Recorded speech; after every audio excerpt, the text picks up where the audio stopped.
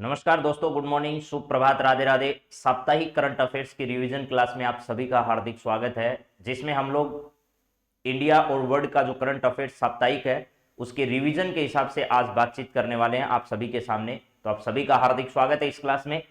सबसे पहले, हार तो वो सबक है जो आपको बेहतर होने का मौका देगी। हार से हारना नहीं, हार से घबराना नहीं, ये तो सबका सामना होता है इससे, किसी का जल्दी किसी का लेट। तो यह सबक है जो आपको बेहतर होने का मौका देती है। जिसको एक बार हार से सामना नहीं होता वो जीवन में कभी मजबूत नहीं बन पाता है, और जिसका इससे सामना होता है वो जीवन में मजबूती को प्राप्त करता है। नींद से इतना भी प्यार न करो कि मंजिल भी ख्वाब बन जाए। आपको नींद बहुत अच्छी लगती है, नींद होनी भी चाहिए, पूरी करनी चाहिए आपको, लेकिन इतना भी उससे मोहब्बत मत करो कि आपकी मंजिल आपके लिए ख्वाब बन जाए, मंजिल आपसे दूर हो जाए। तो चलिए आज के बाद हम पहले सवाल पर बातचीत करते हैं। आज 6/2/2022 यानी 6 फरवरी 2022 के करंट अफेयर्स साप्ताहिक रिवीजन की हम लोग बातचीत करने वाले। पूरी डिटेल से सवालों पर बातचीत नहीं करेंगे क्योंकि सवाल सब आपको करवाए हुए हैं पहले से ही। आपको रिवीजन करना है और इन सब चीजों को एक बार फिर रिवाइज करते हुए याद करने की कोशिश करनी है। कुष्ठ निवारण दिवस जो है वो 30 जनवरी को मनाया जाता है। आप लोग बहुत अच्छे से इस बात को जानते हैं कि यह दिवस जो है वो 30 जनवरी को मनाया जाता है। कुष्ठ निवारण दिवस 30 जनवरी को मनाया जाता है। 30 जनवरी को कौन सा दिवस आता है? कुष्ठ निवारण दिवस। कुष्ठ निवारण दिवस मनाया जाता है। आपको यह बताना है कि वर्ष 2022 को जो मनाया गया कुष्ठ, यह एक जीवाणु जनित रोग है। कुष्ठ क्या है? एक जीवाणु जनित रोग है। जीवाणु जनित क्या है? आपका रोग है। जीवाणु जनित रोग है कौन सा? कुष्ठ। माइकोबैक्टीरियम लेप्री जो है, लेप्रेसी इसे भी कहा जाता है। तो इसकी जो थीम है वो क्या है? यूनाइटेड फॉर डिग्निटी है, यूनाइटेड फॉर सिटीजन है। कुष्ठ की जागरूकता मानव जीवन के लिए आवश्यक है और कुष्ठ का अंत मानव का अंत है। तो इसकी थीम है United for dignity. United for क्या है? डिग्निटी है, अपने सम्मान के लिए यूनाइट होना यानी संगठित होना। ये इस वर्ष की 2022 की थीम है। माइक्रोबैक्टीरियम लेप्री क्या है? माइकोबैक्टीरियम बैक्टीरियम लेप्री जो है वो इसकी क्या है? जो है वो इसका जीवाणु है। चलिए अगला सवाल जरा देखिए मित्रों, क्या है अगला सवाल आपकी स्क्रीन पर जो है वो 30 जनवरी 2022 को शहीद दिवस के रूप में महात्मा गांधी की कौन सी पुण्यतिथि मनाएगी? आपको यह बताना है।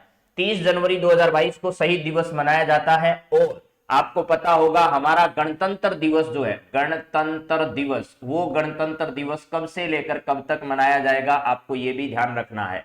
तो गणतंत्र दिवस जो है वो हमारा मनाया जाएगा मित्रों, आपको यह समझना है कि अभी 23 जनवरी से हर साल 23 जनवरी जो पराक्रम दिवस आता है, पराक्रम दिवस आता है, उस पराक्रम दिवस से लेकर के ये मनाया जाएगा आपका 30 जनवरी तक। 30 जनवरी को क्या आता है? 30 जनवरी को आता है शहीद दिवस। शहीद दिवस आता है जिस दिन महात्मा गांधी की हत्या कर दी गई थी। ये 30 जनवरी का दिन आपको ध्यान रखना है। तो आपको ये पूछा जा रहा है कि ये जो शहीद दिवस मनाया जा रहा है, महात्मा गांधी की इस दिन कौन सी पुण्यतिथि मनाएगी? 72वीं, 73वीं, 74वीं, 75वीं, कौन सी मनाएगी?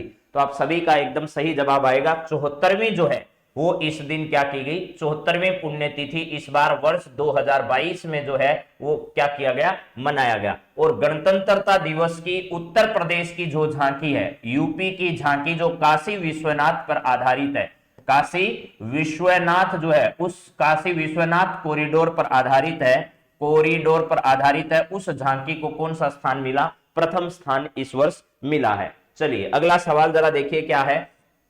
ऑस्ट्रेलिया ओपन टेनिस प्रतियोगिता में पुरुष एकल का खिताब किसने जीता? आपको यह बताना है। ऑस्ट्रेलिया ओपन टेनिस प्रतियोगिता में पुरुष एकल का खिताब किसने जीता? तो आपको यह पता होना चाहिए इस बार पुरुष एकल का खिताब जो है राफेल नडाल ने जीता। किसको हराकर? डेनियल मेदवेदेव को हराकर।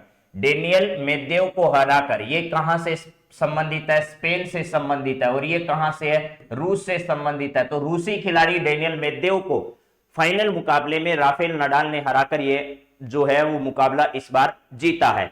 एस्ला बार्टी आपको पता होगा, एस्ला बार्टी, एस्ला बार्टी, ठीक है। ये दो खिलाड़ी आपको ध्यान रखने, डेनियल कोलिंस और एस्ला बार्टी जो है एस्ला बार्टी आप लोगों को पता है कि ऑस्ट्रेलिया की खिलाड़ी है। कहां की है? ऑस्ट्रेलिया की खिलाड़ी है। और एस्ला बार्टी को हराकर इसने फाइनल मुकाबला जो है वो जीत रहा है। एस्ला बार्टी ने डेनियल कोलिंस को हराकर जो है वो यह मुकाबला जीता है। तो ये एस्ला बार्टी जो है वो महिला एकल की विजेता है। क्या है? महिला एकल की विजेता है ये वाली। और राफेल नडाल जो है वो पुरुष एकल जो है उसके विजेता है। पुरुष एकल के क्या है? विजेता कौन है? तो राफेल नडाल है। महिला एकल की विजेता कौन है? एस्ला बार्टी है। और महिला जो है एकल उसकी उपविजेता, महिला एकल की उपविजेता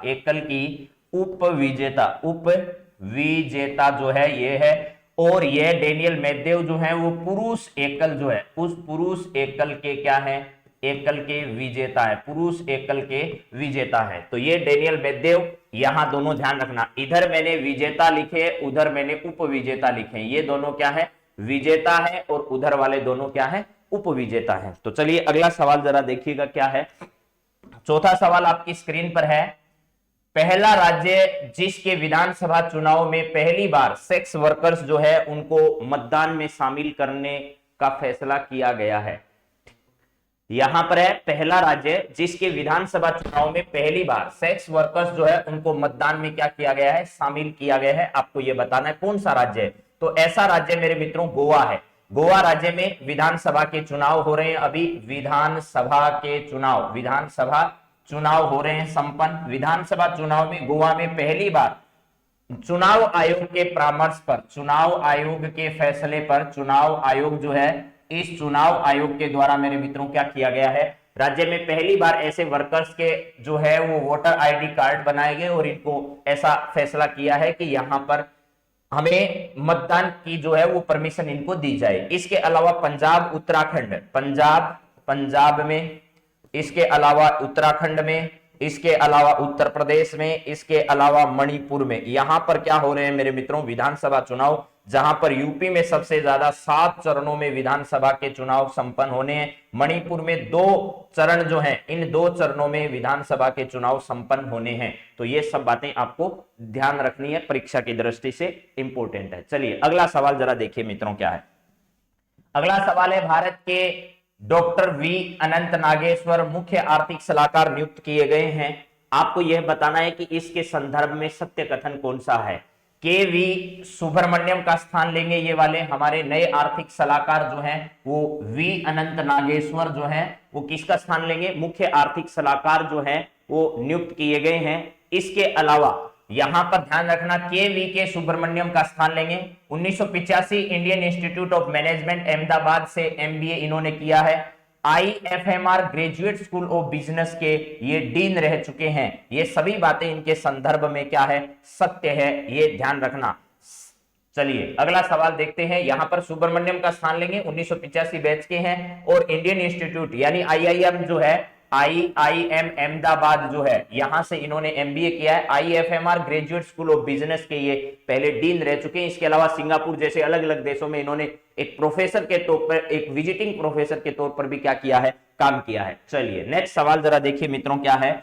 ये है पीएमएलए यानी prevention of money laundering act जो है उसके निर्णायक प्राधिकरण का नया अध्यक्ष अभी हाल ही में किसे बनाया गया? तो एक ही ऑप्शन दिया गया है, विनोदानंद झा जो है, विनोदानंद झा को पीएमएलए यानी prevention of money laundering act जो है उसका एक प्राधिकरण बना रखा है केंद्र सरकार ने। उस प्राधिकरण के नए अध्यक्ष जो है विनोदानंद झा को क्या किया गया है? बनाया गया है। चलिए जरा अगला सवाल देखिए मित्रों क्या है आपके सामने। जो नेक्स्ट सवाल है वो ये रहा आपकी स्क्रीन पर। यहां पर लिखा है हाल ही में माई सीजीएचएस मोबाइल ऐप किसके द्वारा लॉन्च किया गया? ये क्या है जरा देखिए। माई सीजीएचएस का मतलब क्या है? सीजीएचएस का मतलब क्या है? सेंट्रल गवर्नमेंट हेल्थ सर्विस है। ये क्या है? सेंट्रल गवर्नमेंट हेल्थ सर्विस है। ये इस नाम का एक मोबाइल ऐप किसके द्वारा लॉन्च किया गया? ओम बिरला हमारे क्या है? लोकसभा अध्यक्ष हैं। लोकसभा क्या है? लोकसभा अध्यक्ष हैं। और राजस्थान के कोटा बूंदी संसदीय क्षेत्र से, कहां से? कोटा बूंदी संसदीय क्षेत्र जो है उस कोटा बूंदी संसदीय क्षेत्र से ये सांसद हैं। इसके अलावा मनसुख भाई मांडविया हमारे 2 मंत्रालय के मंत्री हैं। एक तो इनके पास चिकित्सा एवं स्वास्थ्य, चिकित्सा एवं क्या है, स्वास्थ्य मंत्रालय, चिकित्सा एवं स्वास्थ्य विभाग है। इसके अलावा इनके पास रसायन एवं उर्वरक मंत्रालय, रसायन एवं उर्वरक मंत्रालय जो है वो भी इन्हीं के पास है। अमित शाह हमारे गृह और सहकारिता मंत्री, गृह और क्या है, सहकारिता मंत्रालय भी इन्हीं के पास है। अनुराग ठाकुर के पास युवा एवं खेल मंत्रालय, युवा एवं खेल मंत्रालय के साथ साथ इनके पास संचार विभाग है। क्या है, संचार विभाग, सूचना एवं संचार विभाग भी इन्हीं के पास है। तो ये सब बातें हमें ध्यान रखनी है और इसका सही जवाब क्या है, मनसुख मांडविया है, जिनके द्वारा इस नाम के मोबाइल ऐप का शुभारंभ किया गया। अगला सवाल देखिए मित्रों क्या है, यहां है विश्व के सबसे तेज आर्टिफिशियल इंटेलिजेंस 2022 के जो है इसके बारे में सवाल है। विश्व के सबसे तेज आर्टिफिशियल इंटेलिजेंस 2022 के मध्य तक कौन सी कंपनी लाने जा रही है, यानी दुनिया की सबसे ज्यादा आर्टिफिशियल इंटेलिजेंस आधारित, एआई आधारित 2020 का सबसे खतरनाक इस प्रकार का कंप्यूटर जो है वो कौन सी कंपनी लाने जा रही है, आपको यह बताना है। गूगल है, माइक्रोसॉफ्ट है, ट्विटर है या मेटा है, इस प्रकार की इंटेलिजेंस जो है वो कौन सी कंपनी सबसे ज्यादा जल्दी लाने वाली है, उस कंपनी का क्या बताना है, आपको नाम बताना है कि एक ऐसी कंपनी जिसका अभी हाल ही में लाने जा रही है। तो इसका दूसरा नाम फेसबुक भी है, आपको पता होगा, मेटा नाम बदल कर दिया गया है फेसबुक का। मार्क जुकरबर्ग जो है, मार्क जुकरबर्ग जो है वो इसके क्या है, सीईओ हैं। ठीक है, आपको पता होगा एक सत्य नडेला का नाम आपने सुना होगा, सत्य नडेला, ठीक है, सत्य नडेला का नाम सुना होगा। इसके अलावा आपने पराग अग्रवाल जो है, पराग अग्रवाल का नाम सुना होगा। पराग अग्रवाल जो है वो ट्विटर के सीईओ है, राजस्थान के जयपुर से संबंधित हैं। एक आपने सुंदर पिचई का नाम सुना होगा, किसका, सुंदर पिचई। तो मेरे मित्रों सुंदर पिचई का संबंध गूगल से है, सत्य नडेला का संबंध माइक्रोसॉफ्ट से है और पराग अग्रवाल का संबंध ट्विटर से है। और मेटा के जो है वो कौन है, मार्क जुकरबर्ग है। और अभी हाल ही में मेटा जो कंपनी है यानी फेसबुक जो है उसके द्वारा यह कहा गया है कि आर्टिफिशियल इंटेलिजेंस आधारित कंप्यूटर हम सबसे पहले 2022 के मध्य तक हम क्या करके लेकर आने वाले हैं। तो इस कंपनी के बारे में ध्यान रखना। और पराग अग्रवाल का संबंध कई बार आपको बताया जा चुका है। अजमेर जो है, अजमेर कहां से, राजस्थान से संबंधित है, अजमेर राजस्थान से संबंधित है, वही अजमेर है जहां से किसका संबंध है। तो आपको ध्यान रखना है कि यहां से माहेश्वरी जो है, माहेश्वरी जिसको, ठीक है, गौरी माहेश्वरी है, क्या है, गौरी माहेश्वरी है, जिसको प्रधानमंत्री पीएम बाल पुरस्कार जो है, प्रधानमंत्री बाल पुरस्कार जो है वो मिल चुका है। किस क्षेत्र में, तो सुलेख क्षेत्र में इनको यह पुरस्कार जो है वो क्या किया गया है, प्रदान किया गया है। प्लस इसके साथ साथ मेरे मित्रों एक बात और भी ध्यान रखना, यही वो जगह है राजस्थान का अजमेर जहां से कौन सी नदी निकलती है, लूनी नदी निकलती है। लूनी नदी जो है वो यहां से प्रवाहित होती है अजमेर से ही, अजमेर के नाग पहाड़ से यह नदी क्या करती है, निकलती है। इसके बाद आपको पता है बाड़मेर होते हुए यह आगे चली जाती है गुजरात में। ठीक है, तो ये आपको ध्यान रखना है। यहां पर बाड़मेर के अंतर्गत एक जगह है, बाड़मेर में एक जगह जिसका नाम है बालोतरा, क्या है, बालोतरा। ये बालोतरा में कई प्रकार के इसके उद्योग चलते हैं। उन उद्योगों की वजह से, नमक उद्योग है, चमड़ा उद्योग, कई उद्योग इस प्रकार के वहां काम करते हैं। उन उद्योगों की वजह से इस नदी का पानी वहां से आगे क्या हो जाता है, खारा हो जाता है। इसलिए इसे आधी मीठी और आधी खारी नदी के नाम से भी क्या किया जाता है, जाना जाता है। आधी खारी नदी के नाम से भी इसे जाना जाता है। तो चलिए अगले सवाल पर बात करते हैं। अगला सवाल आपके स्क्रीन पर जो है वो है, भ्रष्टाचार धारणा सूचकांक 2021 में भारत का स्थान कौन सा है। तो देखिए मेरे मित्रों 140 जो है ये स्थान तो है हमारे पाकिस्तान का, किसका है, पाकिस्तान का स्थान है, जो चाइना का हमेशा साथ देता है। ठीक है, भ्रष्टाचार धारणा सूचकांक 2021 में भारत का स्थान आपसे क्या किया गया है, पूछा गया है। तो कुल जो है वो 180 देशों में से, कुल 180 देश हैं, जिसमें से 140वां स्थान किसका है, पाकिस्तान का। कुल देशों की अगर बात की जाए, कुल 180 देश हैं, जिसमें से हमारा कौन सा स्थान है, 85वां स्थान और पिछले वर्ष हमारा कौन सा था, 86वां स्थान था। तो ये सारी बातें आपको क्या करनी है, ध्यान रखनी है। एक तो आपसे 2021 का पूछा जा रहा है, एक आपको 2020 का भी क्या करना है, ध्यान रखना है। इस बार हमारा 85वां स्थान है, पिछले वर्ष हमारा 86वां स्थान था। तो ये 2021 के बारे में पूछा जा रहा है, ये जो है वो हमारा 2020 में स्थान रहा था। भ्रष्टाचार धारणा सूचकांक में भ्रष्टाचार हमारे यहाँ कम नहीं है, एक दीमक की तरह लगातार खाए जा रहा है देश को। 180 जो है, इसमें से 2021 में हमारा 85वां स्थान रहा है वर्ष 2021 के अंतर्गत, ये ध्यान रखना है। कोई भी विभाग ऐसा नहीं है जो भ्रष्टाचार से वंचित हो। चलिए नेक्स्ट सवाल जरा देखिए मित्रों क्या है। अगला सवाल है, पद्म पुरस्कार 2022 में कितने व्यक्तियों को मरणोपरांत पद्म जो है वो विभूषण पुरस्कार दिया गया। तो मरणोपरांत प्राप्त करने वालों में सबसे पहले हमारे सीडीएस विपिन रावत साहब क्या रहे, विपिन रावत जो है वो इस पुरस्कार को प्राप्त करने वाले रहे। इसके बाद हमारे पूर्व राज्यपाल, पूर्व राजस्थान के राज्यपाल और पूर्व यूपी के सीएम जो हैं वो हैं कल्याण सिंह जी, कल्याण सिंह जी, ठीक है, ये रहे। इसके बाद तीसरे व्यक्ति जो है वो गीता प्रेस गोरखपुर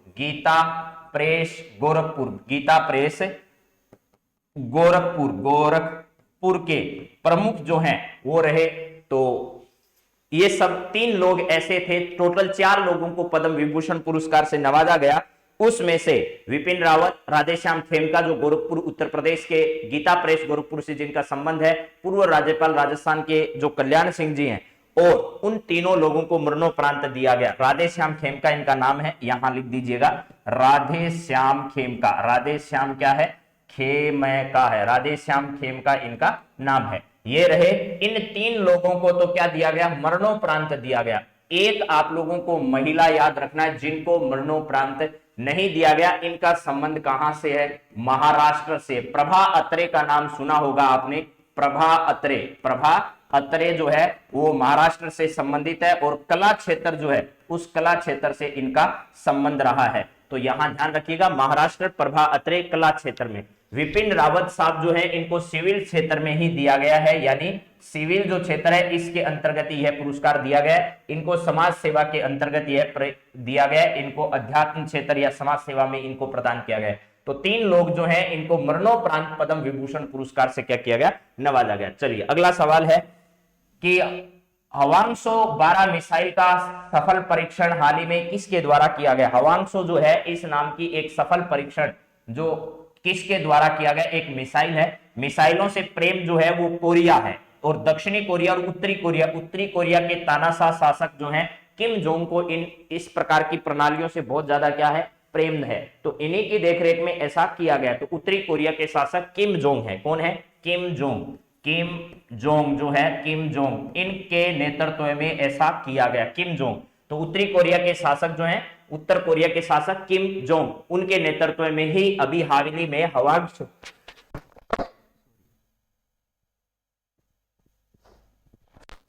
हवांशो मिसाइल का सफल परीक्षण किया गया। चाइना में अभी शीतकालीन ओलंपिक चल रहे हैं, क्या चल रहे हैं, शीतकालीन ओलंपिक्स जो है, ओलंपिक इनका आयोजन किया जा रहा है। जापान में टोक्यो ग्रीष्मकालीन ओलंपिक का आयोजन हो चुका है, ग्रीष्मकालीन ओलंपिक का आयोजन हो चुका है। इस ओलंपिक में भारत, अमेरिका, कनाडा, इसके साथ कई देशों ने इनका क्या किया है, बहिष्कार किया है, ये ध्यान रखना है। तो दक्षिणी कोरिया और उत्तरी कोरिया जो दोनों है, ये चाइना है, यहां से इसके साथ सीमा साझा होती है। इसके नीचे यहां पर ये वाला आपका उत्तर कोरिया पड़ता है, उत्तर कोरिया, और ये आपका पड़ता है दक्षिणी कोरिया। इन दोनों के बीच में सीमा बनाने वाला अक्षांश आपको कई बार बताया जा चुका है। एक तो अमेरिका, उत्तरी अमेरिका और दक्षिणी अमेरिका के बीच में बनाने वाला कनाडा और अमेरिका के बीच में, किसके बीच में, कनाडा और किसके बीच में, अमेरिका के बीच में। तो इन दोनों के बीच में, यानी यूएसए के बीच में कह दीजिएगा आप लोग, यूएसए जो है उन दोनों के बीच में सीमा बनाने वाली रेखा और कोरिया के बीच में सीमा बनाने वाली रेखाओं को जरूर ध्यान रखिएगा। चलिए अगला सवाल है आपके सामने, national institute of pharmaceutical education and research अनुसंधान पोर्टल का शुभारंभ हाल ही में किसके द्वारा किया गया है। तो यहां पूछा गया national institute of pharmaceutical education and research के अनुसंधान पोर्टल का शुभारंभ अभी हाल ही में किसके द्वारा किया गया। तो रसायन उर्वरक मंत्री मनसुख मांडविया ने तो किया, किसकी उपस्थिति में? डॉक्टर वीके पॉल के नेतृत्व में ये किया गया। ये नीति आयोग के मेंबर है मेरे दोस्तों, किसके हैं? नीति आयोग जो है, उस नीति आयोग में क्या है, ये स्वास्थ्य विभाग से जुड़े हुए सदस्य के रूप में इसमें भाग ले रहे हैं। स्वास्थ्य विभाग के सदस्य के रूप में नीति आयोग जो है उसमें शामिल है। नीति आयोग जो है वो 1 जनवरी 2015 को योजना आयोग के स्थान पर, किसके स्थान पर? योजना आयोग के स्थान पर अस्तित्व में आया। योजना आयोग जो है उस योजना आयोग के स्थान पर क्या आया? अस्तित्व में आया। तो इसका सही जवाब है दोनों, ए व बी दोनों। चलिए नेक्स्ट सवाल जरा मित्रों देखिए क्या है। यहां पर आपका सवाल यह है कि राष्ट्रीय मानवाधिकार आयोग की लघु फिल्म पुरस्कार योजना के तहत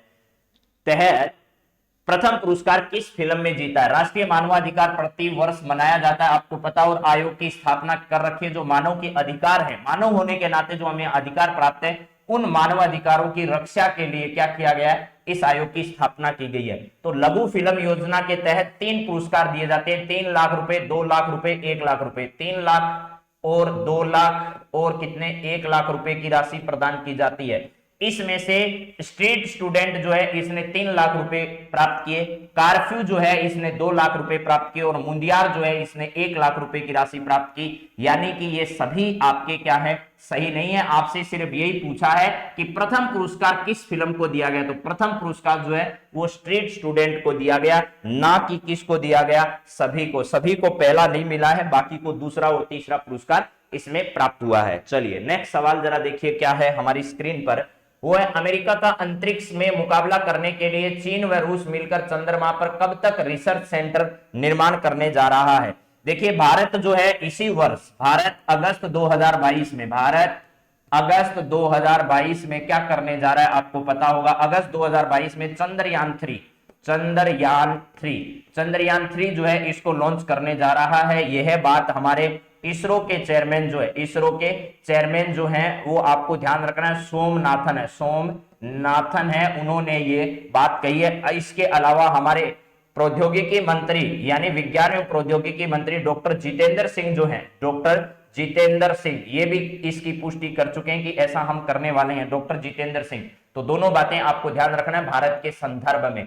तो अब चीन और रूस जो है वो मिलकर अमेरिका का अंतरिक्ष में मुकाबला करने के लिए कब तक इस प्रकार के एक रिसर्च सेंटर की स्थापना करने जा रहे हैं? तो ये ध्यान रखना 2035 तक इस प्रकार के रिसर्च सेंटर की क्या की जा रही है? स्थापना किसके द्वारा की जा रही है? एक तो रूस है, एक इसके अलावा चीन है, ये दोनों मिलकर ऐसा कर रहे हैं, ध्यान रखना है। चलिए अगला सवाल जरा देखिए क्या है।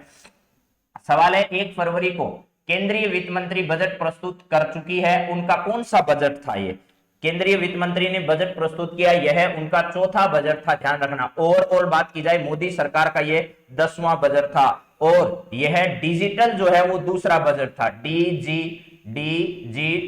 डिजिटल बजट के रूप में अगर बात की जाए, तो यह दूसरा डिजिटल बजट जो है वो इस बार क्या किया गया? प्रस्तुत किया गया। तो इनका चौथा, मोदी जी का 10वां, और 1 फरवरी को जो है वो यह बजट क्या किया गया? प्रस्तुत किया गया। चलिए नेक्स्ट सवाल जरा देखिए क्या है। अगला सवाल है, मस्कट में खेले गए महिला एशिया हॉकी कप 2022 की विजेता टीम कौन रही थी? तो आपको ये पता होगा भैया कि भारत जो है वो इसमें किस स्थान पर रही, और चाइना जो है वो किस स्थान पर रही? तो चाइना इसमें चौथे स्थान पर रही, भारत इसमें तीसरे स्थान पर रही, और जापान जो है ये फर्स्ट स्थान पर रही। जापान ने दक्षिणी कोरिया को हराकर जो है वो इसमें क्या किया था? स्थान हासिल किया था। तो ये सारे स्थान आपको पता रहने चाहिए। मेरे हिसाब से आपको याद भी है कि किसने किसको हराकर जीता था। तो जापान इसमें विजेता रहा, इसने दक्षिणी कोरिया को हराया, भारत ने चाइना को हराया। तो भारत इसमें कौन सा मेडल प्राप्त किया? ब्रॉन्ज मेडल भारत ने जीता, स्वर्ण जो है वो जापान ने जीता, स्वर्ण जापान ने, और रजत जो है वो कोरिया ने जीता। रजत पुरस्कार जो है वो किसने जीता? कोरिया ने, यानी दक्षिणी कोरिया जो उसने रजत पदक इसमें हासिल किया। चलिए नया सवाल देखिए।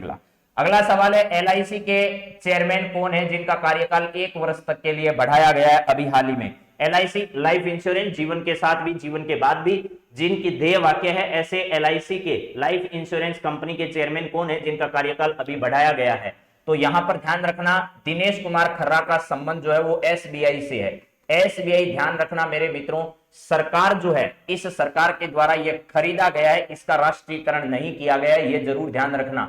यह राष्ट्रीयकृत बैंक नहीं है लेकिन सार्वजनिक बैंक है। ये एसबीआई से संबंधित कौन है? दिनेश कुमार खर्रा है।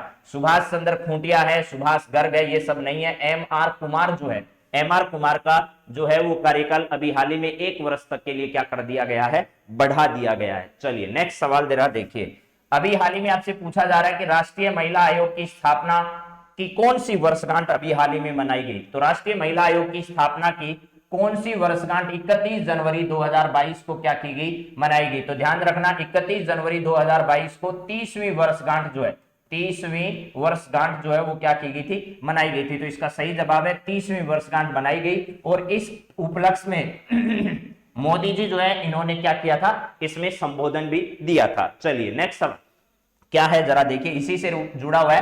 राष्ट्रीय महिला आयोग की 30वीं वर्षगांठ 31 जनवरी 2022 को मनाई गई। इस वर्ष उसका विषय क्या रहा? तो आपको यह बात मैं बता चुका हूं कि भैया हमने इसको क्या किया था, अभी मनाया था। तो राष्ट्रीय महिला आयोग की 30वीं वर्षगांठ पर आयोजित कार्यक्रम का विषय क्या था? नारी बदलाव की वाहक है, नारी देश की प्रगति का आधार है, नारी सशक्तिकरण और श्रेष्ठ नारी श्रेष्ठ भारत। इसका सही जवाब है मेरे मित्रों, नारी बदलाव की क्या है? वाहक है। नारी बदलाव की वाहक है, ये इस बार की क्या रही थी?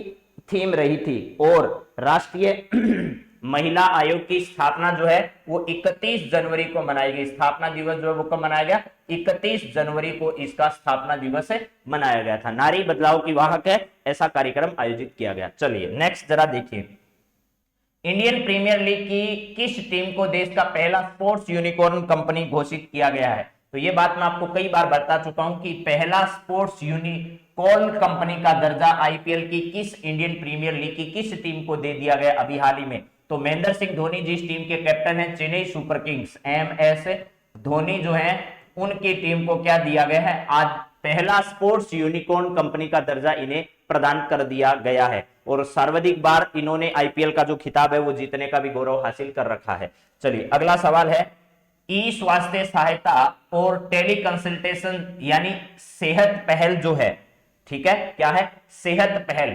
इस सेहत पहल के नाम का संबंध किससे? ई स्वास्थ्य सहायता और टेली कंसल्टेंसी सेहत पहल का संबंध इनमें से किसका है?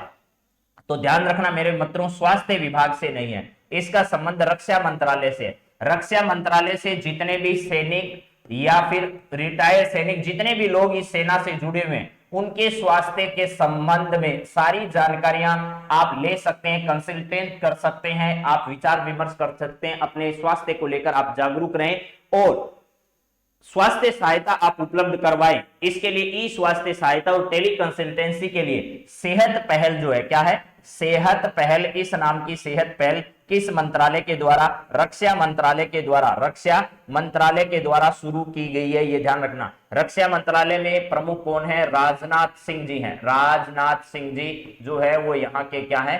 प्रमुख है। यहां पर मनसुख भाई मांडविया है, मन को सुख देने वाले मनसुख भाई मांडविया है। गृह मंत्रालय में कौन है? अमित शाह जी बैठे हैं, ठीक है, ये सब आपको ध्यान रखना है। चलिए अगला सवाल देखिए क्या है, 31 जनवरी को राष्ट्रीय महिला आयोग का कौन सा स्थापना दिवस मनाया गया? तो ये सवाल आपको करा दिया गया है भैया कि 30वां स्थापना दिवस अभी हाल ही में क्या किया गया? इसका मनाया गया 30वां। नारी परिवर्तन की वाहक है, इसका विषय रहा। नारी परिवर्तन की वाहक है, नारी परिवर्तन की क्या है? वाहक है। ये इस बार का क्या रखा गया था? इसका विषय रखा गया था। विषय क्या रहा था? नारी परिवर्तन की वाहक है, इस बार का विषय रहा। चलिए नेक्स्ट सवाल जरा देखिए क्या है, यहां है भारतीय तटरक्षक बल द्वारा 1 फरवरी 2022 को अपना 46वां स्थापना दिवस जो है वो क्या किया गया? मनाया गया। तो आपको बताना है 46वां स्थापना दिवस तटरक्षक बल ने बनाया अपना 1 फरवरी के दिन। तो इसका आदर्श वाक्य क्या है? तो वयम रक्षाम जो है वो इसका आदर्श वाक्य है। बलस्य मूलम विज्ञानम जो है वो डीआरडीओ का वाक्य है, जिसके प्रमुख वर्तमान में निदेशक जो है वो सतीश रेड्डी साहब हैं। सतीश रेड्डी हैं, जिनको आर्यभट्ट पुरस्कार भी मिल चुका है। आर्यभट्ट पुरस्कार से भी उन्हें सम्मानित किया जा चुका। आर्यभट्ट पुरस्कार उनको मिल चुका है। प्लस वयम रक्षाम इसका सही जवाब है। समनो वरुण जो है वो हमारी नौसेना का है। क्या है? नौसेना जो है नौसेना का है, जिसके प्रमुख क्या है? आर हरि कुमार है। आर हरि कुमार जिसके क्या है, प्रमुख है मेरे मित्रों। चलिए, नभस प्रसम दीप्ताम जो है यह किसका है, वायुसेना का है, यह वायुसेना का है। और वी आर चौधरी जो है, वी आर चौधरी हमारे वर्तमान में वायुसेना प्रमुख हैं, ठीक है। और ध्यान रखना हमारे सेना प्रमुख जो है, सेना प्रमुख जो है वो कौन है, एम एन नरवणे साहब है, एम एन क्या है, नरवणे साहब, नरवणे जो है वो हमारे क्या है, सेना प्रमुख वर्तमान में है। चलिए अगला सवाल जरा देखिए क्या है। नेक्स्ट है, रक्षा खुफिया एजेंसी का नया प्रमुख हाल ही में किसे बनाया गया है। रक्षा खुफिया एजेंसी का नया प्रमुख हाल ही में किसे बनाया गया है, तो दो ही आपके सामने ऑप्शन है जिसमें से आपको जवाब देना है। GAV रेड्डी है और KJS ढिल्लो है। तो KJS ढिल्लो के स्थान पर रेड्डी साहब को बनाया गया है, यानी इनके स्थान पर, के स्थान पर इनको बनाया गया, के स्थान पर इनको बनाया गया है। तो GAV रेड्डी जो है वो रक्षा खुफिया एजेंसी के नए प्रमुख अभी हाल ही में नियुक्त किए गए हैं। अगला सवाल आपके स्क्रीन पर जो है वो है, वर्ष 2022-23 के लिए विश्व विरासत सूची हेतु भारतीय नामांकन के तौर पर शामिल किए गए होयसल मंदिर जो है वो भारत के किस राज्य में है। होयसल मंदिर जो है ये ध्यान रखना विश्व विरासत सूची में शामिल अभी हाल ही में किया गया। तो ध्यान रखना अमूर्त सूची में, अमूर्त सूची में इस बार अमूर्त सूची जो है उसमें तो क्या किया गया था आपको पता होगा, कलकत्ता की दुर्गा पूजा, कलकत्ता जो है उस कलकत्ता की दुर्गा पूजा को क्या किया गया था, दुर्गा पूजा को शामिल किया गया था इस अमूर्त सूची के अंतर्गत। तो होयसल मंदिर जो है वो कहां पर स्थित है आपको यह बताना है। कर्नाटक में है, केरल में है, तेलंगाना में है, तमिलनाडु में है, कहां पर स्थित है ये होयसल मंदिर जिनको इस प्रकार का यह दर्जा प्राप्त हुआ है। तो ये सब कर्नाटक में स्थित है, आपको बताया जा चुका है। कर्नाटक की राजधानी जो है वो बेंगलुरु है, क्या है, बेंगलुरु है, आपको ये पता हो। तेलंगाना जो है वो हैदराबाद है, तेलंगाना हैदराबाद है, जहां पर अभी हाल ही में श्री रामानुजाचार्य, श्री रामानुजाचार्य जो है, ठीक है, इनके लिए क्या किया गया है, अभी इनके स्टेच्यू जो है, स्टेच्यू का उद्घाटन किया गया है अभी हाल ही में, ठीक है। तो ये सब आपको ध्यान रखना। स्टेच्यू ऑफ इक्वलिटी का नाम आपने सुना होगा, statue of equality, statue of क्या है, स्टेच्यू ऑफ इक्वालिटी, इक्वालिटी इस नाम से यह शुरू किया गया है। चलिए अगला सवाल जरा देखिए मेरे मित्रों क्या है आपके सामने है, भारत ओमान की ज्वाइंट मिलिट्री कॉर्पोरेशन कमेटी की कौन सी बैठक, 10वीं बैठक का आयोजन अभी हाल ही में कहां पर किया गया, तो नई दिल्ली में इसका आयोजन किया गया। कहां पर, भारत ओमान की ज्वाइंट मिलिट्री कॉर्पोरेशन कमेटी की 10वीं बैठक का आयोजन कहां पर किया गया। ओमान आपको पता होगा, आप लोगों ने हारमुज जल संधि का नाम सुना होगा, हारमुज जल संधि जो है, हारमुज जल संधि का नाम सुना होगा, वहां पर आप लोगों की पड़ती है। एक इसके अलावा नीचे वाली जो जल संधि है वो है बाबल मंदेव जल संधि, बाबल मंदेव जल संधि, बाबल मंदेव जल संधि जो है वो भी आपको थोड़ी ध्यान रखनी है। इसके अलावा फारस की खाड़ी, फारस की खाड़ी, फारस की खाड़ी यही है। और इसके अलावा ओमान की खाड़ी, ओमान की खाड़ी, ओमान की खाड़ी भी ध्यान रखनी है इसी के नजदीक। फिर है अदन की खाड़ी, अदन की खाड़ी, ये सब क्षेत्र जो है वो हिंद महासागर वाला जो इलाका है वो ध्यान रखना है। इसी के बाद आपका पड़ता है एक लाल सागर, ठीक है, लाल सागर का रास्ता भी आपको बताया, जहां से होकर हम कहां जा सकते हैं, भूमध्य सागर जा सकते हैं, भूमध्य सागर का रास्ता तय कर सकते हैं। और इसी में आप रास्ते में जाओगे तो आएगी आपकी एक स्वेज नहर, क्या आएगी, स्वेज नहर, जो मिस्र देश है यानी इजिप्ट जो है उसके देश की भूमि को काटकर उसका क्या किया गया है, निर्माण किया गया है। तो इसका सही जवाब क्या है, नई दिल्ली है। अहमदाबाद जो है वो कहां पर है, गुजरात में है, गुजरात में है। और आपने साबरमती का नाम सुना होगा, साबरमती के संत तूने कर दिया कमाल, गुजरात का साबरमती नदी के तट पर, साबरमती नदी के तट पर स्थित है आपका अहमदाबाद। और यहाँ की राजधानी जो है वो क्या है, गांधीनगर है। ये दोनों इसी नदी के किनारे पर स्थित है। एक नदी है आपकी पश्चिमी बनास, इस पश्चिमी बनास नदी के किनारे पर गुजरात का एक शहर स्थित है जिसका नाम क्या है, डीसा है। ये दोनों नदियां जो है साबरमती और पश्चिमी बनास, ये दोनों नदियां कहां से होकर निकलती है, तो ध्यान रखना ये दोनों नदियां राजस्थान से होकर निकलती है। एक तो राजस्थान के सिरोही जिले से निकलती है और एक राजस्थान के उदयपुर जिले से निकलती है। कहां से, एक तो सिरोही जिले से निकलती है और एक राजस्थान के कहां से निकलती है, उदयपुर जिले से निकलती है। तो मेरे हिसाब से ये सब बातें समझ में आ गई। हैदराबाद में अभी हाल ही में statue of equality, statue of equality जो है, इसका उद्घाटन प्रधानमंत्री मोदी ने कर दिया है 5 फरवरी 2022 को। 5 फरवरी 2022 को इसका उद्घाटन कर दिया गया है। 11वीं सदी के महान संत श्री रामानुजाचार्य की याद में इसका उद्घाटन किया गया है। अगला सवाल आपकी स्क्रीन पर जो है वह मित्रों, भारत सरकार द्वारा किस वर्ष को मोटा अनाज वर्ष घोषित किया गया है, ये सुनिएगा। मोटा अनाज वर्ष, ये मुआ नहीं है, ये मोटा अनाज वर्ष है। मोटा अनाज वर्ष जो है वो 2023 को घोषित किया गया। मोटा अनाज जो है वो मोटा अनाज वर्ष इसको घोषित किया गया। और यही इसी में बाजरा जो है, बाजरा वर्ष भी आप लोग ध्यान रख लीजिएगा। तो 2023 इसका क्या होगा, सही होगा। यह है बजट घोषणा के वक्त ऐसा कहा गया। अगला सवाल आपकी स्क्रीन पर है, हाल ही में केंद्र सरकार के आर्थिक सर्वेक्षण के अनुसार 2022-23 में जीडीपी की कितनी वृद्धि दर रहने का अनुमान है। तो जीडीपी सीधी अगर पूछी जाए, जीडीपी जो है उसमें वृद्धि अगर पूछी जाए तो ये वाला जवाब देना है। और 8.2 से लेकर के 8.5 तक आर्थिक वृद्धि दर सीधी पूछी जाए कि आर्थिक वृद्धि दर कितनी रहेगी, तो आर्थिक वृद्धि दर का जवाब होगा आपका ये वाला।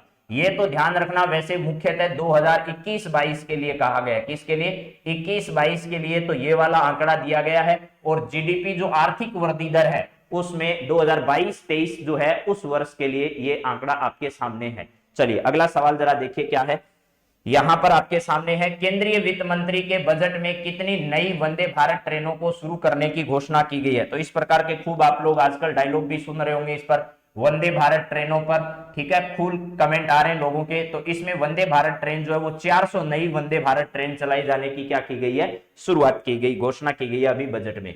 अगला सवाल आपकी स्क्रीन पर जो है वो, बजट में केंद्र और राज्य के कर्मचारियों की कर कटौती 10% से बढ़ाकर, यानी जो पेंशनधारी है वो भी, और राज्य सरकार और केंद्र सरकार के साथ जितने भी कर्मचारी हैं उनके लिए 10% से कितने प्रतिशत बढ़ा दी गई है, इस राशि को आपको बताना है। तो ये ध्यान रखना, इस राशि को 10% से लेकर के 14% कर दिया गया अब, यानी 14% अब टैक्स की जो दर है वो इस पर क्या होगी, लागू होगी। चलिए नेक्स्ट सवाल जरा देखिए मित्रों क्या है।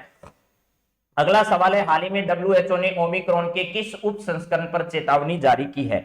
डब्ल्यूएचओ ने अभी ओमिक्रॉन BA2 यानी ओमिक्रॉन ने BA कर लिया है भैया, क्या कर लिया है, ओमिक्रॉन जो है उस ओमिक्रॉन ने MA BA सब कर रखे हैं, लेकिन BA पास हुआ है अभी। BA सेकेंड ईयर में है कौन, ओमिक्रॉन। BA सेकेंड ईयर में, CA में अभी टाइम लगेगा, MA अभी हुई नहीं है, AB कुछ है नहीं। तो अभी क्या कर लिया इसने, BA कर लिया है। BA सेकेंड ईयर में कौन है, ओमिक्रॉन है। इसका नया संस्करण अभी हाल ही में आया है। तो ये ओमिक्रॉन का जो मामला है, सबसे पहले बोत्सवाना जो देश है, बोत्सवाना जो अफ्रीकी देश है वहां पर आया, और बाद में डब्ल्यूएचओ ने इसका आधिकारिक जो नाम है वो क्या कर दिया गया है, इसका ओमिक्रॉन कर दिया गया है। चलिए अगला सवाल जरा देखिए मित्रों क्या है, यहां पर है, विश्व आर्द्रभूमि दिवस 2 फरवरी को क्या किया जाता है, मनाया जाता है, जिसकी थीम आपको बतानी है। वर्ल्ड वेटलैंड्स डे जो है, वर्ल्ड वेटलैंड्स डे जो है वो 2 फरवरी को मनाया जाता है।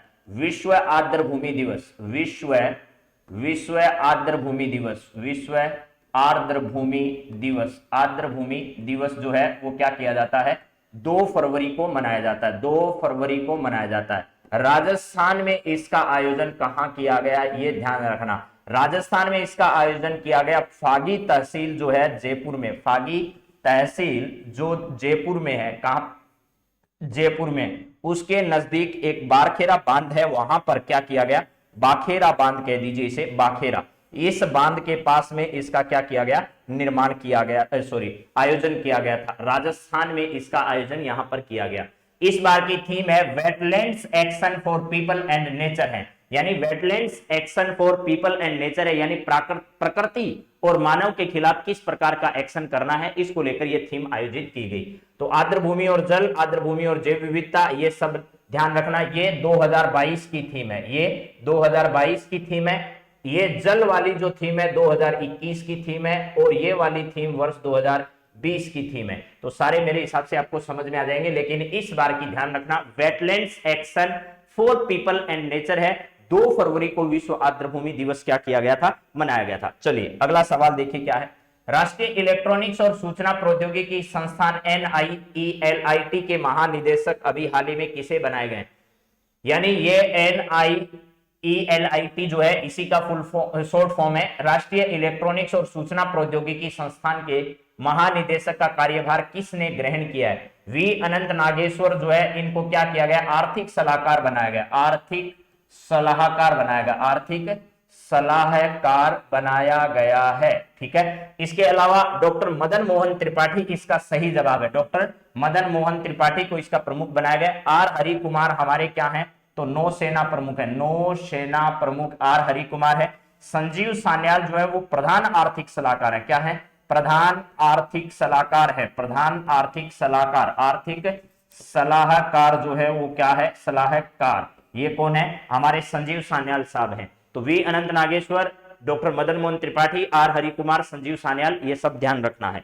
चलिए अगला सवाल आपकी स्क्रीन पर जो आ रहा है वो देखिए क्या है।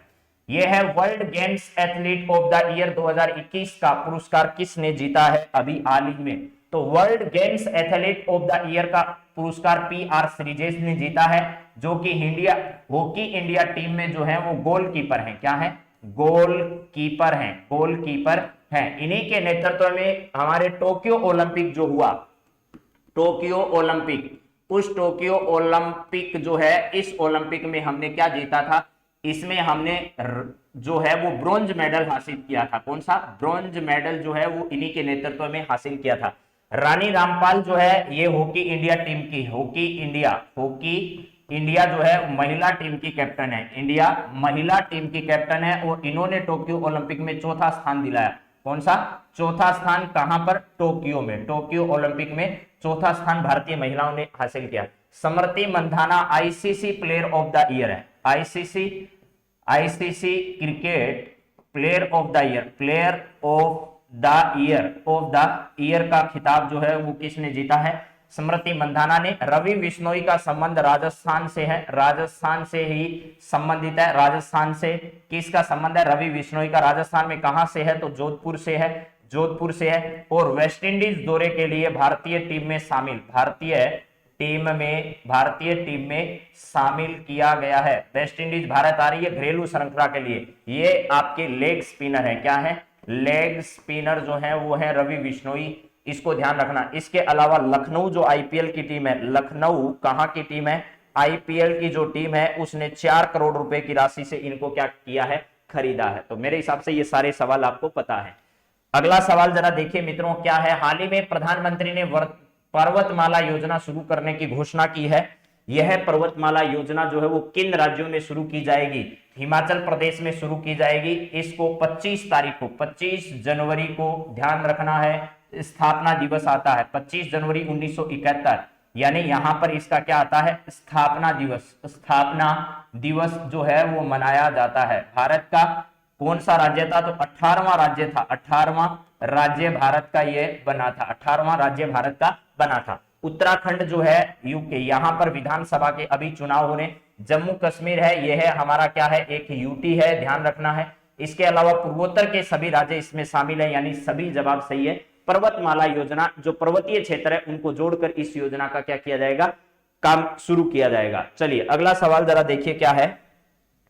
आर्थिक मामलों के विभाग द्वारा जारी आर्थिक सर्वेक्षण के अनुसार भारत में 2010 से 2020 के बीच में प्रति वर्ष कितने हेक्टेयर जो है वो वन क्षेत्र में वृद्धि दर्ज की गई है? कितने हेक्टेयर वन क्षेत्र जो है उसमें वृद्धि दर्ज की गई है हमारे यहां पर आपको बताना है। आर्थिक समीक्षा के अनुसार बताना है 2010 से लेकर के 2020 में, यानी प्रति वर्ष के हिसाब से पूछा है। तो इतनी वृद्धि जो है वो प्रति वर्ष हुई है। क्या हुई है? प्रति वर्ष जो है वो इतनी वृद्धि भारत में दर्ज की गई है। 2,66,000 हेक्टेयर वन क्षेत्र प्रति वर्ष वृद्धि हुई है। और वो भी कब से लेकर कब तक? 2010 से लेकर के 2020 की अवधि, यानी 10 वर्षों का ये जो सर्वेक्षण है उसके आधार पर यह निर्णय निकाला गया है। तो 2,66,000 प्रति वर्ष के हिसाब से 2010 से 2020 तक इतने हमारे क्या हुए हैं? यहां पर जारी मामलों के अनुसार भारत में वन क्षेत्र में वृद्धि दर्ज की गई है। वन क्षेत्र जो है इस वन क्षेत्र में दर्ज की गई है।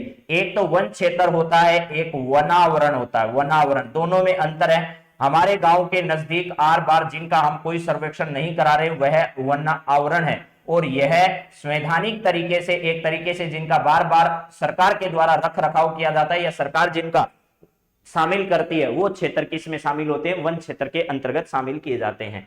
अगला सवाल जरा देखिए क्या है। आर्थिक सर्वेक्षण 2021-22 के अनुसार भारत में विश्व के कुल वनों का कितना प्रतिशत वन क्षेत्र है? तो भारत में विश्व के वन क्षेत्र का 2% वन क्षेत्र जो है वो भारत के अंदर शामिल है। आर्थिक सर्वेक्षण 2021-22 के अनुसार भारत में विश्व के कुल वनों का कितना प्रतिशत वन क्षेत्र है? तो भारत में 2% वन क्षेत्र है। भारत में कितना है? भारत में विश्व का, भारत में किसका? विश्व का कितना प्रतिशत वन क्षेत्र है? तो 2% वन क्षेत्र भारत का इसमें शामिल है। अगला सवाल देखिए मेरे मित्रों क्या है, यहां पर है भारत की सकल घरेलू उत्पाद यानी जीडीपी की विकास दर के संदर्भ में सत्य कथन आपको बताना है कि इनमें से कौन सा सत्य है। तो भारत की सकल घरेलू उत्पाद जीडीपी की विकास दर के संदर्भ में भारत सरकार का मानना है कि हमारी जो जीडीपी है वो 8 से लेकर 8.5 तक वृद्धि करेगी। विश्व बैंक का मानना है, वर्ल्ड बैंक का मानना है कि 8.7 से लेकर 8.7 तक रहेगी। एडीबी का मानना है 7.5 रहेगी। आईएमएफ का मानना है 9% रहेगी। यानी ये सभी कथन सत्य हैं। आईएमएफ सबसे ज्यादा 9%, एडीबी सबसे कम 7.5%, विश्व बैंक 8.7 और भारत 8.5। आप लोगों ने 1991 का भारत में आर्थिक सुधार का मामला सुना होगा। भारत में आर्थिक सुधार जो है, आर्थिक सुधार जो है वो मेरे मित्रों 1991 में राव मनमोहन मॉडल जो आया था, राव मनमोहन मॉडल, इस मनमोहन मॉडल के आधार पर भारत में आर्थिक सुधार लागू किए गए थे। मनमोहन उस समय आरबीआई के गवर्नर हुआ करते थे, आरबीआई गवर्नर हुआ करते थे, आरबीआई के गवर्नर। और ये जो राव साहब है, नरसिम्हा राव जो साहब हैं वो हमारे उस समय प्रधानमंत्री हुआ करते थे। उस समय देश में सिर्फ 1 अरब जो है, 1 अरब डॉलर हमारा विदेशी मुद्रा भंडार था। क्या था? विदेशी मुद्रा भंडार। विदेशी मुद्रा भंडार कितना था? विदेशी मुद्रा भंडार 1 अरब डॉलर था। इसका मतलब हम 1 सप्ताह तक विदेशों के साथ व्यापार कर सकते हैं, 1 सप्ताह तक ही विदेशों का व्यापार कर सकते हैं। आज यह मामला जो 1 अरब डॉलर का है वो 630 के आसपास, 630 अरब डॉलर है। आज के दिन ये कहानी है, 630 अरब डॉलर का हमारा विदेशी जो है वो मुद्रा भंडार अभी अपना इतना है। तो अब देखिए 1 अरब डॉलर मात्र इतना था कि हमारे 1 सप्ताह का ही हम व्यापार कर सकते थे, और हम दुनिया के जिस किसी भी देश के साथ भीख मांगने जाते थे वहां हमें कुछ नहीं मिलता था। तब हमारे नरसिम्हा राव साहब कहां गए थे? आईएमएफ और वर्ल्ड बैंक के पास गए कि भाई साहब हमें डॉलर दो, हमारे पास डॉलर है नहीं, इसके अलावा हम क्या करें, कुछ कर नहीं सकते। तो भाई साहब हमारे यहाँ पहले समाजवादी मॉडल चलता था। क्या चलता था? समाजवादी जो कम्युनिस्ट पार्टियां हैं उनके आधार पर समाजवादी जो है पूंजी व्यवस्था का निर्माण हुआ था। तो वर्ल्ड बैंक और आईएमएफ ने कहा तुम्हारे एक ही शर्त पर तुम्हें हम पैसा दे सकते हैं, जब तुम ये समाजवादी मॉडल जो है ना, जो तुम समाज अमीरों का धन गरीबों को दे दो, ये सब कंपनियों पर तुमने बंदिश लगा रखी है, इसको छोड़ो, ओपन मार्केट के अंतर्गत आओ, आप दुनिया के साथ जुड़ो और पूंजीपति जो अर्थव्यवस्था है उसको बढ़ावा दो, पूंजीवादी अर्थव्यवस्था को बढ़ावा दो, तो हम आपको पैसा देंगे, अन्यथा कोई पैसा वैसा नहीं है, भाग जाओ यहां से। उस समय जब राव साहब और मनमोहन सिंह जी के साथ कोई ऑप्शन नहीं बचा था, जब इन दोनों के कहने पर हमारे यहां इस अर्थव्यवस्था की शुरुआत की गई थी, तो हमें धन्यवाद देना चाहिए विश्व बैंक का और आईएमएफ का, जिनके दबाव की वजह से भारत में यह आर्थिक सुधार प्रक्रिया लागू हुई और आज अर्थव्यवस्था दुनिया भर में सबसे ज्यादा अगर किसी देश की है तो वो भारत की है। उसका एक ही कारण है, उस समय का यह आर्थिक सुधार करना। चलिए अगला सवाल जरा देखिएगा मित्रों क्या है। यह हमारा सवाल है, आर्थिक सर्वेक्षण 2021-22 के अनुसार निम्न में से सत्य कथन क्या है, आपको यह बताना है। आर्थिक सर्वेक्षण 2021-22 के अनुसार निम्न में से सत्य कथन बताना है। यानी इस बार का आर्थिक सर्वेक्षण में हमारा कृषि क्षेत्र जो उसमें वृद्धि जो है वो 3.9 की हुई है। देखिए सबसे कम से ज्यादा की ओर याद करो, 3.9%, 3 पॉइंट कितना यहां पर देखिए 3.9%, 3.9% ये वृद्धि हुई है हमारी किसमें? कृषि क्षेत्र में। इसके अलावा हमारा सबसे ज्यादा जो योगदान रहा है वो औद्योगिक क्षेत्र में वृद्धि 11.8%। इसके बाद कम जो है, इससे कम जो है वो किसमें? 8.21% जो है वो हमारा सेवा क्षेत्र का है, ये ध्यान रखिएगा। चलिए अगले सवाल पर बात करते हैं। ये सभी क्या हैं? आपके सत्य कथन हैं। इन तीनों को बहुत अच्छे से ध्यान रखना है मेरे मित्रों। आज का 40 नंबर सवाल आपके सामने है।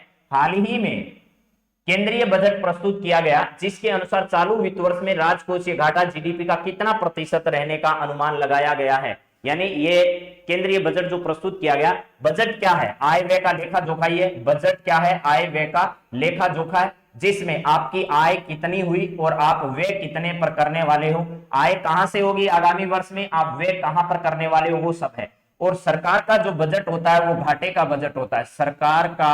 सरकार का बजट किसका होता है, घाटे का बजट होता है। घाटे का बजट सरकार प्रस्तुत हमेशा करती है। तो आय क्या होगी, उसमें कम होगी, व्यय क्या होगा, ज्यादा होगा, ये सब इसमें किया गया है। तो जीडीपी का कितना प्रतिशत रहने का अनुमान है, घाटा कितना प्रतिशत, तो 6.9% हमारा घाटे का क्या है, 6.9% घाटा रहने का क्या है अनुमान इसमें लगाया गया है। तो ये सब आपको ध्यान रखना है। आय सरकार की कम होती है, व्यय सरकार ज्यादा करती है, और जब सरकार बाजार को कंट्रोल करती है उस समय व्यय क्या कर देती है, कम कर देती है। चलिए ये सब बातें भी आपको क्या करना है, ध्यान रखना। 6.9% इसका सही जवाब है। अगला सवाल है Laureus world break through of the year पुरस्कार के लिए किसे नॉमिनेट किया गया अभी हाल ही में। चलिए ये सवाल आपको देखना है कि Laureus World break through of the year पुरस्कार के लिए किसे नॉमिनेट किया गया। तो नीरज चोपड़ा को नॉमिनेट किया गया है। नीरज चोपड़ा भाला फेंक जो है उसके खिलाड़ी हैं, और इनका जो संबंध है वो हरियाणा से है। और भाला फेंक में टोक्यो ओलंपिक में इन्होंने क्या जीता है, स्वर्ण पदक जीता है। इसके अलावा भारत सरकार ने इसे परम विशिष्ट सेवा पुरस्कार, परम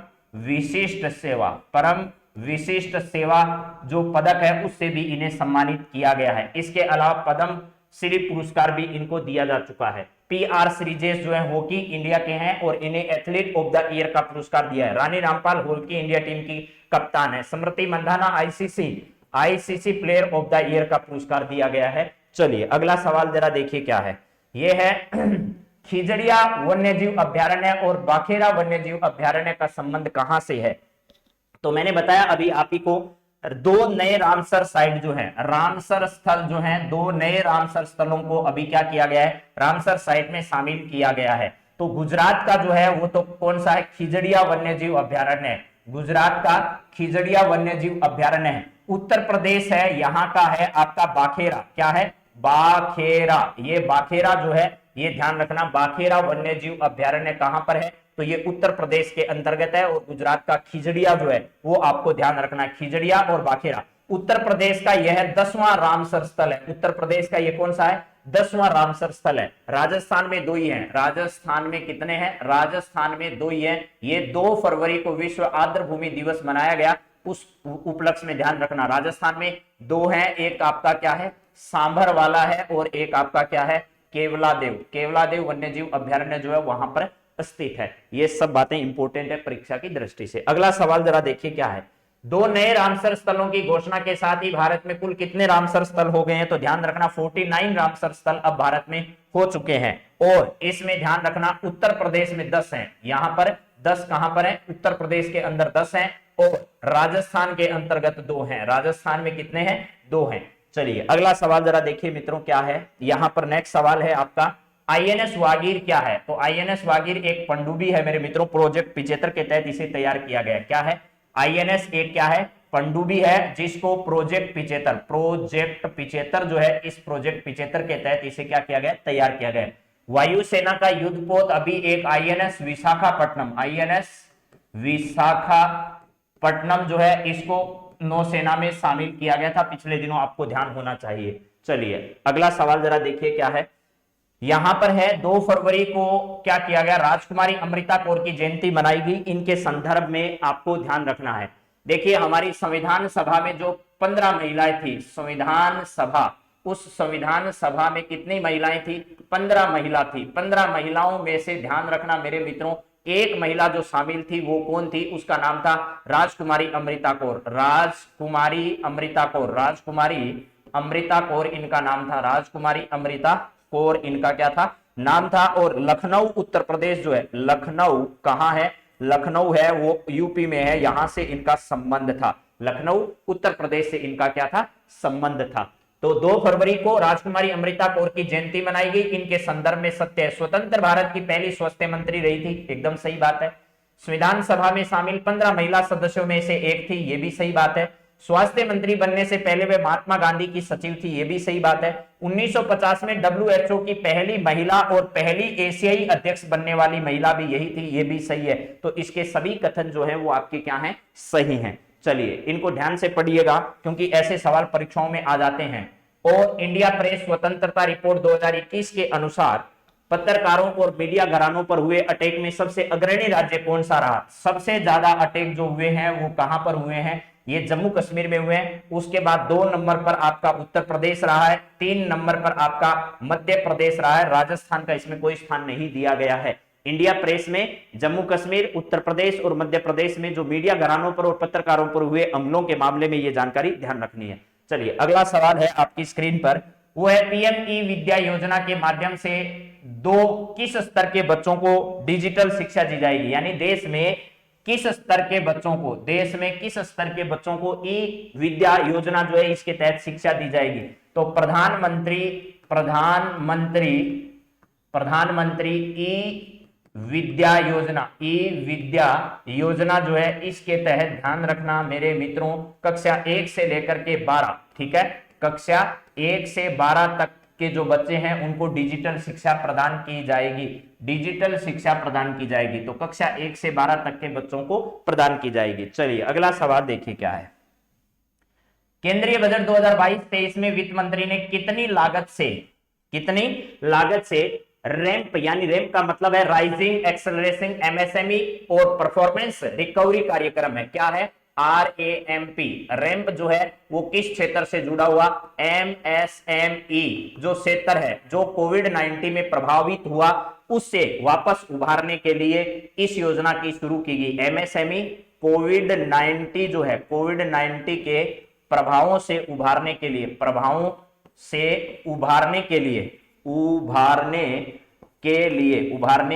लिए इस योजना की शुरू की गई। इस MSME विभाग के मंत्री जो है वो नारायण राणे हैं।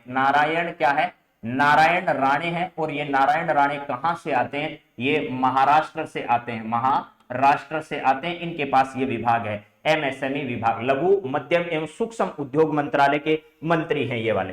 6000 करोड़ रुपए की राशि इसके लिए स्वीकृत की है बजट के अंतर्गत, 6000 करोड़ रुपए की राशि। चलिए अगला सवाल है आपके सामने, आईसीसी अंडर 90 क्रिकेट विश्व कप के सेमीफाइनल मुकाबले में भारत जो है किसको हराकर फाइनल में जगह बनाई है भारत ने? तो भारत जो है इसका मुकाबला किसके साथ? तो ध्यान रखिए मेरे मित्रों, भारत ने किस देश को हराकर जो है वो यह मुकाबला अंडर 90 जो है अंडर 90 क्रिकेट विश्व कप में सेमीफाइनल में किसको हराकर भारत ने जो है वो इसमें अपना स्थान पक्का किया है? यह सवाल बहुत ही अच्छा सवाल है और बहुत ही इंपॉर्टेंट सवाल भी है क्योंकि आगामी परीक्षाओं में इस पर सवाल आपके बन सकते हैं। आईसीसी क्रिकेट जो है इस अंडर 16 विश्व कप के सेमीफाइनल में किसको हराकर भारतीय टीम जो है उसने अपना स्थान बनाया है? वेस्ट इंडीज होगा या किसके साथ फाइनल मुकाबला खेला जाना है वो भी आप लोग बता सकते हो, इसमें वो भी अच्छा सवाल बनने लायक है। तो कौन सा सही जवाब इसका होगा जरा बताइए, आप लोग सभी एकदम ध्यान से इसको बता सकते हैं। ऑस्ट्रेलिया है, न्यूजीलैंड है, वेस्ट इंडीज है, कौन सा है? तो इसका एकदम सही जवाब आप दे पा सकते हैं कि ऑस्ट्रेलिया जो है इसको हराकर भारत ने सेमीफाइनल में जगह बनाई है। और सेमीफाइनल का जो मुकाबला है वो किसके साथ होगा? भारत का न्यूजीलैंड के साथ या भारत के साथ? तो आपको पता होगा 5 तारीख को शाम को मुकाबला हुआ, अभी इसका फाइनल रिजल्ट देख लीजिएगा। 5 फरवरी को रात्रि को भारत के समय के हिसाब से तो ये मुकाबला जो है वो भारत का फाइनल मुकाबला हुआ। इसमें कौन विजेता बना ये आप लोग देख लीजिएगा। चलिए अगला सवाल जरा देखिए क्या है। यहां पर संयुक्त राष्ट्र बाल कोष की नई कार्यकारी निदेशक बनी कैथरीन रसेल का संबंध जो है वो किस देश से है जो ये इस पद पर चौथी महिला बनी है? कैथरीन रसेल जो है, कैथरीन रसेल यह है यूनिसेफ जो है उसकी प्रमुख बनाई गई है और इस पद पर यह चौथी महिला है। ये क्या है? चौथी महिला है। और इनका संबंध कहां से है? तो ध्यान रखना मेरे मित्रों, इनका संबंध अमेरिका से है। कहां से? अमेरिका से इनका संबंध है। अगला सवाल है आपका कि ICC spirit of the award से सम्मानित किसे किए जाने की घोषणा की गई है? ICC spirit of the cricket से सम्मानित किए जाने की घोषणा डेरिल मिशेल की गई है। डेरिल मिशेल का संबंध जो है वो न्यूजीलैंड से, कहां से? न्यूजीलैंड से इनका संबंध है, न्यूजीलैंड से इनका संबंध है। महेंद्र सिंह धोनी को पिछले वर्ष दिया गया था, यानी 2020-21 की अगर बात करें तो 21 का तो दिया गया इसको, 21 को तो दिया गया डेरिल मिशेल को, और 20 का दिया गया महेंद्र सिंह धोनी को। स्मृति मंधाना और रवि बिश्नोई क्रिकेट से संबंधित है, क्रिकेट से ही क्या है? संबंधित है। Player ICC player of the year का पुरस्कार दिया गया। रवि बिश्नोई जोधपुर से संबंधित है और भारतीय क्रिकेट टीम में इन्हें शामिल किया गया है। अगला सवाल जरा देखिए क्या है, यहां पर है 11वीं शताब्दी के भक्ति संत जो हैं वो हैं रामानुजाचार्य, जिनके बारे में मैंने आज बात की है आपके साथ ही। तो इनकी 216 फीट ऊंची प्रतिमा जो है वो स्टेच्यू ऑफ इक्वलिटी के नाम से कहां पर स्थित है, जिसे प्रधानमंत्री ने राष्ट्र को समर्पित कर दिया है 5 फरवरी को। 5 फरवरी को 2022 को राष्ट्र को समर्पित कर दिया गया है। ऐसी जो प्रतिमा है वो हैदराबाद में स्थित है। कहां पर है? हैदराबाद में स्थित है। 11वीं शताब्दी के भक्ति संतों में प्रमुख स्थान रखते हैं। चलिए अगला सवाल है, 4 फरवरी को विश्व कैंसर दिवस मनाया गया, 2022 में मनाया गया, यह कौन सा कैंसर दिवस था?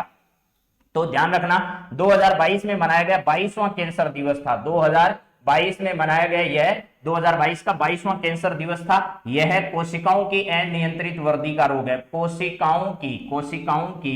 कोशिकाओं की अनियंत्रित वृद्धि, अनियंत्रित वृद्धि जो है, इस अनियंत्रित वृद्धि से जुड़ा हुआ क्या है? एक रोग है जो वर्तमान समय में बहुत ज्यादा भयंकर विकराल रूप ले चुका है। चलिए अगला सवाल है, देश का पहला ग्राफीन नवाचार केंद्र कहां स्थापित किया गया? देश का पहला ग्राफीन नवाचार केंद्र कहां पर स्थापित किया गया है? तो ग्राफीन केंद्र पहला केरल में स्थापित किया गया मेरे मित्रों। त्रिशूल जो जगह है, त्रिशूल केरल में, वहां पर पहला देश का ग्राफीन नवाचार केंद्र स्थापित किया गया है। अगला सवाल जरा देखिए क्या है, गणतंत्रता दिवस समारोह में शामिल किस राज्य की झांकी को पहला स्थान दिया गया है? तो मैंने आपको बता दिया कि उत्तर प्रदेश की जो झांकी है उस उत्तर प्रदेश की झांकी को पहला स्थान इसमें दिया गया है। राजस्थान की कोई भी झांकी जो है वो भाग नहीं ली गई इसमें, और गुजरात की जो है वो आदिवासी जो है, आदिवासी जो नायक हैं उनकी, आदिवासी नायकों की झांकी गुजरात की प्रस्तुत की गई, जिसमें राजस्थान के मोतीलाल तेजावत जो है, तेजावत उनका स्थान यहां रहा। इन्होंने भील और गरासिया जो है, भील और क्या है? गरासिया, इन समुदायों में क्या किया था? जन जागरण का काम किया था। जन जागरण का जो काम है वो किया था। मोतीलाल तेजावत एक ही आंदोलन जो है, एक ही आंदोलन के प्रणेता रहे, एक ही आंदोलन के क्या रहे हैं? प्रणेता रहे हैं मोतीलाल तेजावत साहब। चलिए अगला सवाल जरा देखिए मेरे मित्रों क्या है, यह है दीपक दास के स्थान पर केंद्र सरकार के व्यय विभाग ने किसे लेखा नियंत्रक जो है सीजीए चुना है? गिरीश चंद्र मुर्मू जो हैं हमारे वो सीएजी हैं, ध्यान रखना क्या है? सीएजी। सोनाली सिंह जो है वो सीजीए है, दोनों में अंतर है, ठीक है। यहां पर संजीव सान्याल जो है प्रधान आर्थिक सलाहकार है, प्रधान आर्थिक